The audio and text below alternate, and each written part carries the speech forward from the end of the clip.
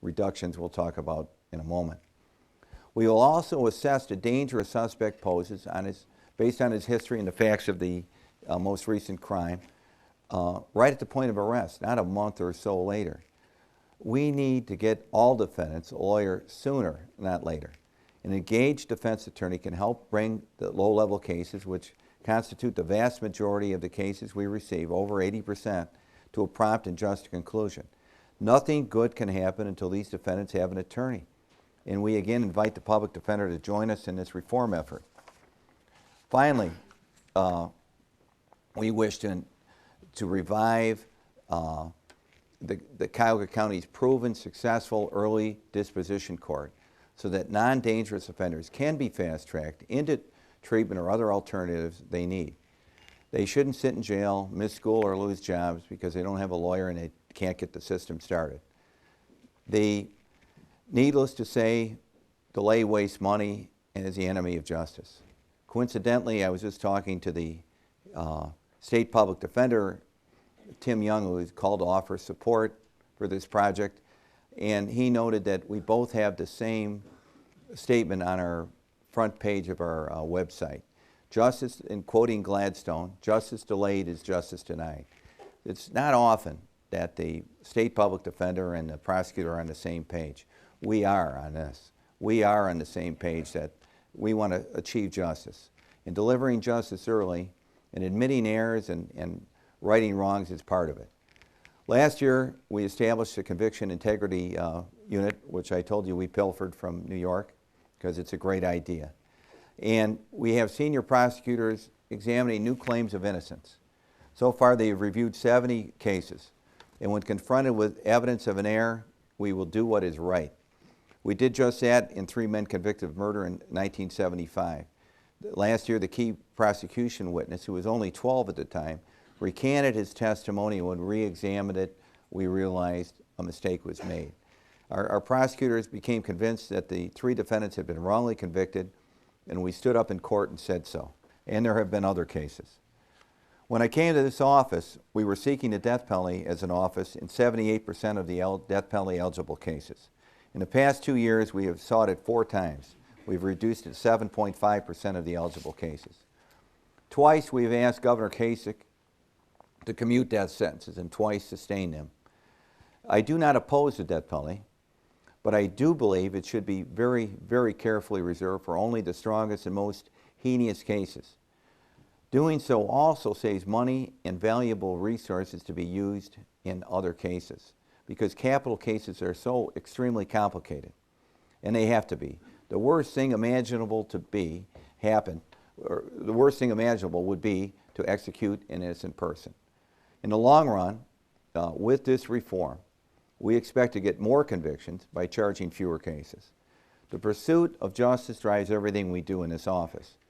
I am proud to say that our Assistant Prosecuting Attorney, Katie Mullen, convinced the Supreme Court of the United States to hear her arguments on March 2nd coming that will improve the rules of evidence for preventing child abusers from getting away with their crimes and harming others.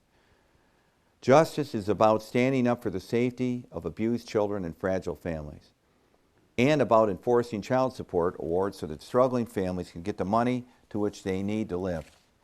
For too long, these tasks were separate from one another in our office. But last fall, I asked Yvonne Billingsley to lead a new and unified family division. Yvonne, please tell us about the reorganization. Thank you, Tim. The Cuyahoga County, our new family law division, has 2 clients. It's the Division of Children and Family Services and the county's Job and Family Services Office of Child Support Services.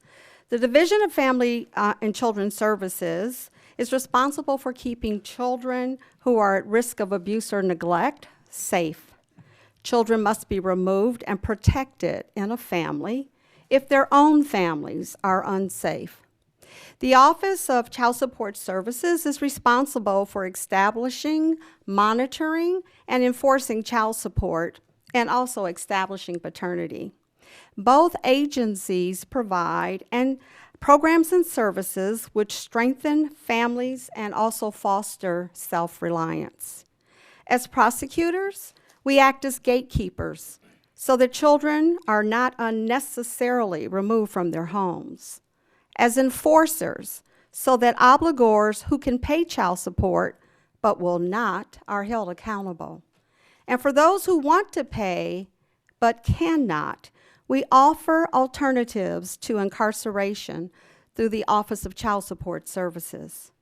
We strive to ensure that the laws are properly applied and that the legal process produces just results.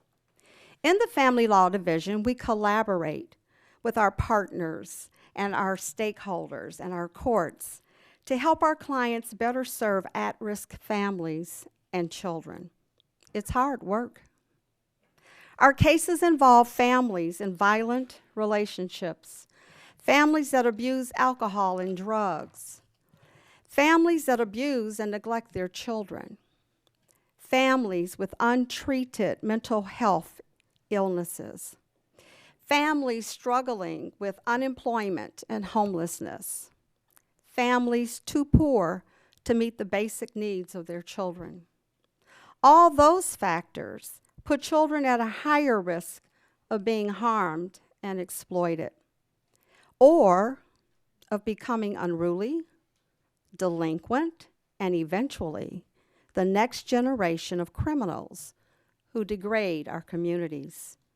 But if we make a difference now, then down the road, our communities will be stronger and our streets safer.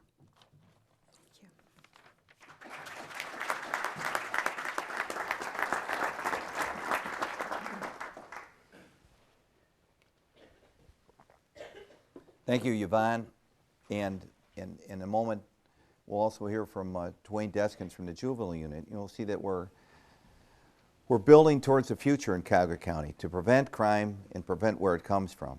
Your vital but often underappreciated team does a great deal for the children of this county. And it affects more families than any other division, although it's far lesser known and appreciated. So we do thank you. Crimes we can prevent are cases we do not have to prosecute, and victims and communities who will not suffer. So we look for opportunities to make a difference before there is a crime. Yvonne's work is one. Last week we hosted a day-long seminar on another issue, domestic violence, for more than 200 prosecutors, police officers, court personnel, defense attorneys, and advocates for the victims. Last year we had 12 domestic violence homicides, 3 over 8 horrible days in September that received a great deal of publicity. It is a crime we take very seriously, and we are reforming the way we do business. We're re-examining our procedures together with all our other partners, the courts and the police and the defense. We are learning to identify situations that are most likely to erupt into lethal violence and to intervene appropriately and promptly. The promptly is so important. We are sharing information so no one slips through the cracks with minimum bond and returns to kill the spouse. We do this front-loading, close examination as our goal. Heroin now kills 200 of our neighbors each year. We are now prosecuting dealers for manslaughter. We are leading the way in Ohio in that regard. We have, in order to discourage and deter, we have, and achieve justice, we have launched a public education campaign that Joe Froelich and Debbie Naiman are working on, which is teaming up with scores of local partners to spread the word about heroin's extreme dangers and the help that is available to addicts and families. Collaboration between law enforcement and education is the only way out of this epidemic, and it will not be easy. And I do not say we are winning this war. We are not in retreat, but I have not seen it peak. Unfortunately, there's a great deal of work to be done. Abandoned properties are virtual accessories to many crimes. Rapists, murderers, and drug dealers use them as havens. The last Cleveland police officer killed in the line of duty, Derek Owens, in 2008, died investigating a crime at a vacant property. Abandonment erodes property values and destroys neighborhoods. It furthers the exodus. That's why I'm pleased to announce today that we are giving the City of Cleveland more than $2 million in tax delinquency funds that the prosecutor's office controls for targeted demolitions near the main campuses of Metro Health on West 25th Street and the Cleveland Clinic by Cedar Avenue. Working with these institutions and neighborhood leaders, Mayor Jackson's staff has identified condemned homes whose removal will improve public safety and hasten redevelopment in these communities. The hospitals, the Cleveland Clinic and Metro Health, are committed in this process and reinvesting in these neighborhoods, on these properties or near these properties, and using their police departments to work with CPD to enhance public safety in these areas. We'll have dual jurisdiction patrols. We hope this can be a prototype for the $50 million demolition program the county government is considering and preparing at this time. This will make a huge difference for the City of Cleveland and the County of Cuyahoga. This will make it a safer place. We will not erode, as Detroit and other cities have, and become overwhelmed by exodus and abandonment and foreclosure. This effort builds off a recent grant of $250,000 we made to Councilman Tony Brackatelli, and let's hear it for Tony right here and all the work he's done. And in Slavic Village, that will bring down more than 30 dilapidated homes. That money was came from restitution from convicted felon Blaine Murphy and will help undo a small amount of the damage he and the other flippers did in Slavic Village.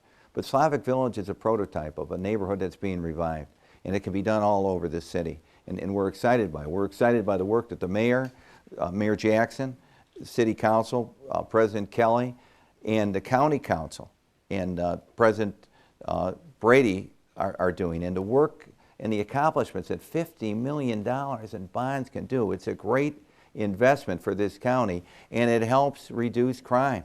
It will help bring value and safety to our lives here in this county.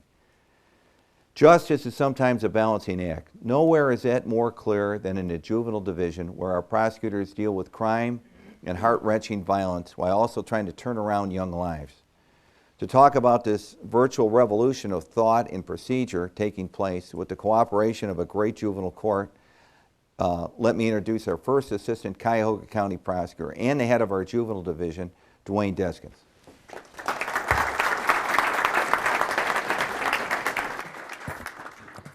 Thank you, Mr. McGinty, and good afternoon. The Juvenile Division is creating that new culture of accountability and collaboration. We collaborate on the very first juvenile safe surrender, allowing young people to put their lives on a better path and to reduce the risk to law enforcement. The successful program cleared nearly 200 warrants, matching the results of the original fugitive safe surrender. We co-sponsored the very first National Signing Day, a peer-to-peer pledge and best practice to stop high school sexual violence before it spreads to college. A former U.S. Senator observed that occupied kids are not juvenile delinquents. Recognizing this, we published the first ever list of 124 local summer camps for kids. This January 20th, in collaboration with the Juvenile Court, we'll make another major announcement, which ensures fairness and equity in juvenile charging and diversion. 1 year ago, Prosecutor McGinty asked me to lead the Juvenile Division and later to serve as his first Assistant County Prosecutor. We spoke of preventing more than we prosecute. But when a small criminal element threatens public safety, we act aggressively to hold them accountable and deter others. We announced Ohio's first and largest criminal gang case against 43 juvenile members of the Heartless Felons. This violent gang essentially took control of the juvenile detention center through acts of violence, intimidation, and vandalism. A few months later, we charged 38 members of the BBE 900 criminal gang. This notorious and violent gang terrorized the neighborhood around West 98th and Madison, here in Cleveland. engaging in public assaults, burglaries, kidnappings, and murder. Prosecutor McGinty champions collaboration, recognizing, as did Helen Keller, alone we can do so little, and together we can do so